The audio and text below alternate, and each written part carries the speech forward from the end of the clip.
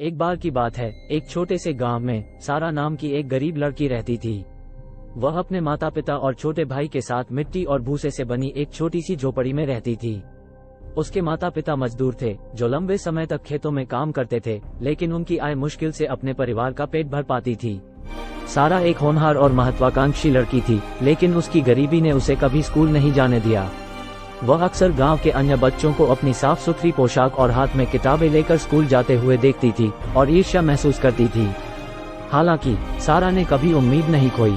औपचारिक शिक्षा की कमी के बावजूद उन्होंने गांव के आसपास संकेतों और विज्ञापनों पर अक्षरों और शब्दों का अध्ययन करके खुद को पढ़ना और लिखना सिखाया।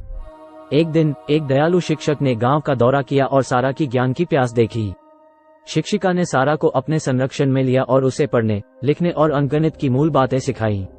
सारा बहुत खुश हुई और जितना हो सके सीखने के लिए कड़ी मेहनत की। जैसे जैसे सारा बड़ी हुई, उसने अपने नए प्राप्त ज्ञान का प्रयोग किया। उसने अपने माता पिता के काम में मदद करना शुरू कर दिया और उनकी झोपड़ी के पास एक छोटा सा सब्जी का बगीचा भी शुरू कर दिया। उसने उपज को गांव के बाजार में बेच दिया और अपने परिवार का भरण पोषण करने के लिए पर्याप्त कमाई की। अपनी कड़ी मेहनत और दृढ़ संकल्प के साथ सारा अपने परिवार को गरीबी से उबारने में सक्षम थी। साल बीतते गए और सारा एक सफल व्यवसायी बन गई। उसने अपने परिवार के लिए एक नया बड़ा घर बनाया और गांव में कम भाग्यशाली लोगों की मदद के लिए कई परियोजनाएं शुरू की।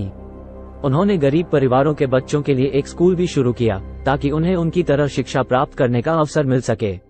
सारा अपनी जड़ों को कभी नहीं भूली और उस शिक्षक के लिए हमेशा आभारी रही जिसने उनका जीवन बदल दिया। उन्होंने न केवल अपने लिए बल्कि पूरे गांव के लिए कड़ी मेहनत और बेहतर भविष्य के लिए प्रयास करना जारी रखा। उसकी कहानी ने कई लोगों को प्रेरित किया और वह कम भाग्यशाली लोगों के लिए आशा का प्रतीक बन गई। समाप्त।